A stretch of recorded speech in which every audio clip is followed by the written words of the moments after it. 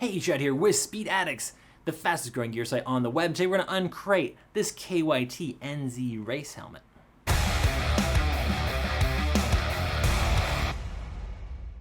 What's up, SpeedX fan? Before we jump in and give you the full breakdown on the KYT NZ-RACE Helmet that you see on the table today, do me a favor, subscribe to that Speed Addicts channel. That way you get to stay up to date on all the latest gear and parts coming your way in the industry. Working hard here to educate you and give you that first look. If you're subscribed, then you never have to miss out. Also, if you'd like to support us here at speedaddicts.com, you could do so by simply shopping with us, and we make it real easy. There's a link in the description below. They'll get you right over to all the beautiful KYT race helmets at speedaddicts.com. While you're over there, pick up a set of tires, set of gloves, whatever you need for your motorcycle, we got it here at Speed Addicts. Okay, if you're not familiar with KYT, I'll forgive you. They haven't been a big deal in the US market until more recently. But if you watch MotoGP, you've definitely seen their helmets on some of the top athletes over the last 2 or 3 years. They're buying up a lot of big talent, and the feedback from the athletes is great because they make a very high-performance, lightweight racing helmet. And so far in the United States, the KYT NZ-RACE is their top seller. So it comes in both this full carbon fiber that you see in front of me, carbon graphics, and then composite version that's slightly less expensive. Really, it's only about a $50 difference. I think carbon's around $550, and the composite helmets are right around $499. So, you know, the weight is also very similar. So they're all just under 3 pounds in our experience, which is very light. So anything that is sub 3 pounds, you pick it up and go, holy crap, this thing is going to float away. It's very light. And that is nice out at the track, reduces net fatigue, less weight to move around, buff it through the corner, all that sort of stuff. So we like lightweight. The helmet is DOT and ECE 2206. Production run is coming for 2024. Right now there's still some remaining stock in ECE 2205. I'm not sure if they actually had to change the helmet in any way to get it through that new safety standard for next year, but stay tuned on the SpeedX site. When the stock is 2206, we will make it very apparent what you're buying and what you expect to get in terms of that safety standard. Now, if you don't know what I'm talking about, this is all Greek. ECE is the European safety standard, and they've recently updated from 2205 testing regimen to the new 2206, which is a more stringent standard in pushing manufacturers that weren't already doing so to try to make you a safer helmet. So you want to see those newer standards on, and they're going to do that with the NZ-RACE. They're going to roll it over, do a running change. They're not going to do away with the whole model. Okay, and of course they're DOT. The fit is great. Intermediate oval fit, very comfortable place to be. Actually, quite the plush liner for a racing helmet. Plenty of cushion. It's not quite as hardcore as some of the racing helmets I've tried on in the past, and so it is a nice place to be.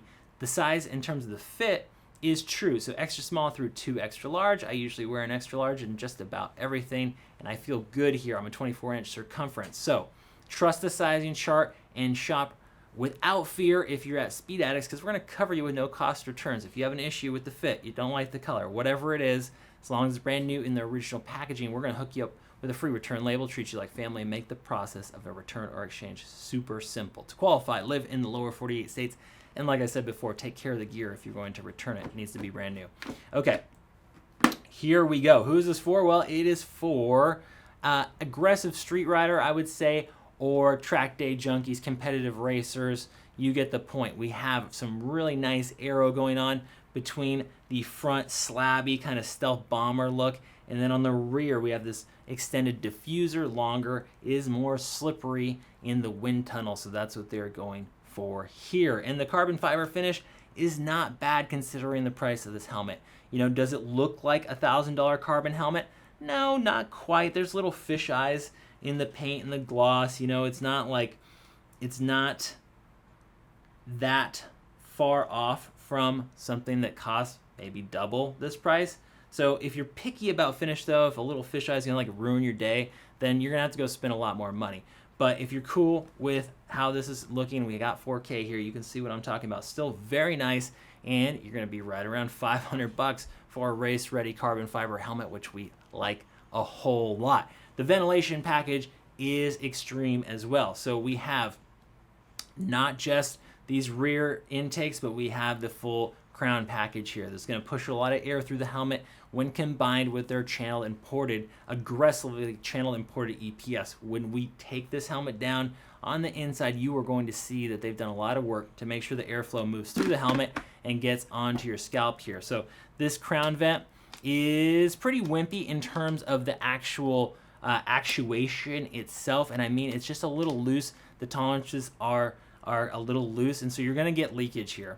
That's another thing about the chin bar vent here. And what I see in a lot of racing helmets, you know, that if you're going to be bothered by a little bit of air leaking through here, if you're one of those people, we've heard from you before, then maybe this helmet's not for you. But most folks on the track are aggressively street riding in warmer temps, just want it blasted open, so they're not going to care about that sort of thing.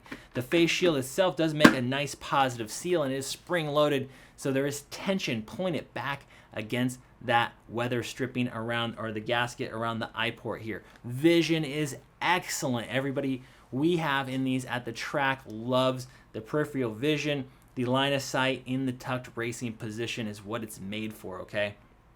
This is not sitting up straight on a V-twin helmet. This thing is meant to go fast and be in that racing position here. You're gonna have excellent visibility. The face shield itself is stout, injection molded. It is both pinlock prep from the inside, and on the outside it is ready for tear-offs, okay?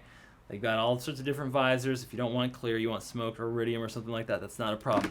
Face shields are relatively easy to change. All you gotta do is pull that forward, and it's gonna come right out in the open position, and you can put on whatever face shield that you want for the lighting conditions at hand.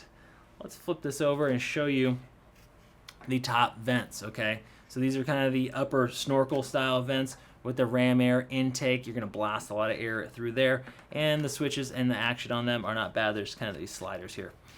On the back, passive rear exhaust that is hidden underneath this diffuser. It's hard to see it way up there. This is going to be vulnerable to hits. This is plastic, okay?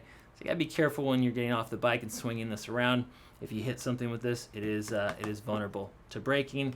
They do have spares. You're gonna have to glue that back on with adhesive, or it has an adhesive strip on it, so you can replace them if you bust them, but try to take care of it, and that way you don't have that problem, okay? Let's flip this over and show you what we're working with on the inside of the KYT NZ-RACE. By the way, all the features are the same. I know I have the composite version, the fiberglass version over here, and we're looking at the carbon fiber, but they are the same inside and out, aside from that shell material. No surprises here. We have a little snap with the D-ring closure. Now, if you're a big helmet geek, you might have noticed or known this looks a lot like some of the Suomi helmets, and the reason that is actually KYT and Suomi are owned by the same parent company. So when it comes to their formula of lightweight racing helmets and the finishes and the interiors, you'll notice they are sharing some things, and the goal is the same: a lightweight racing helmet that's built to the latest safety specs. So that's if you're noticing that, that's what it's not an illusion. Let's say it that way. We have a chin curtain here. We'll go ahead and pull this out so you can see how that gets removed. Let's see. So chin curtains, a lot of people, if they're not installed on the helmet from the factory, a lot of people are wondering, like, if they get this in the box, how this works. It's got this little plastic edge, and you just smush that between the bottom edge of the helmet and the inner liner, and sometimes you pull out the gasket like I just did. But I wanted you to see the chin bar, so you can see that KYT logo, which is kind of cool, and then you see the ventilation from that chin bar vent. We have emergency release cheek pads in case you do wad this helmet up and the emergency crews have to take you out of it gingerly. I like the two-tone pad here. Eyeglass compatible. Okay, they're calling that out, so that shouldn't be a problem if you do wear glasses. And then got kind of this faux carbon look on the bottom neck roll, which is a nice touch. Different size cheek pads are available. If you need to fine-tune your fit, you can do so. There's also speaker pockets in here, which is nice. Not all racing helmets, should I say, offer speaker pockets. So if you're going to ride this on the street, you want a comm system, you are good to go. And you notice that they do have the little holes in the ear position so that you can hear your tunes. There's a speaker pocket right down there, and we're going to remove the comfort liner. Call this like a bi-elastic wicking comfort liner. It's nice. It's a nice place to be. let's pull this open and show you that it is rather robust for a racing helmet liner. Some of the other liners I've seen in racing helmets are thinner, and you tend to feel more the EPS through the helmet that way. You get more hot spots. Speaking of hot, you notice there's not extra mesh that they pile in here, kind of in between the liner strips that you see in some more streetable helmets that tends to just create extra heat. And they do it for looks, but I don't like it. So we've got the thermo seals on this and laser cut foam with the KYT logo. You notice the mesh sections for the maximum airflow. And that is your comfort liner. Inside we have the EPS liner as promised, aggressively channeled and ported. Enormous forehead ports right there that are blowing through from that crown vent right onto your temples to keep you cool and hopefully keep you from making mistakes out there on hot track days, okay? And then you notice the channels go all the way back and to the rear base of your noggin here to really blow a lot of air all over your scalp, keep you cool. 3-year warranty from KYT, lots of good looking graphics, including racer replicas right out of MotoGP. That is the NZ-RACE, ultra lightweight, yet somewhat affordable compared to a lot of the top flight racing helmets out here today that are going towards or over $1,000, some approaching $2,000 for lightweight carbon racing helmets. You know, you could buy about 3 of these compared to some of the ones you know I'm talking about here. And we like overall the package, really good looking, solid 3-year warranty from the folks at KYT.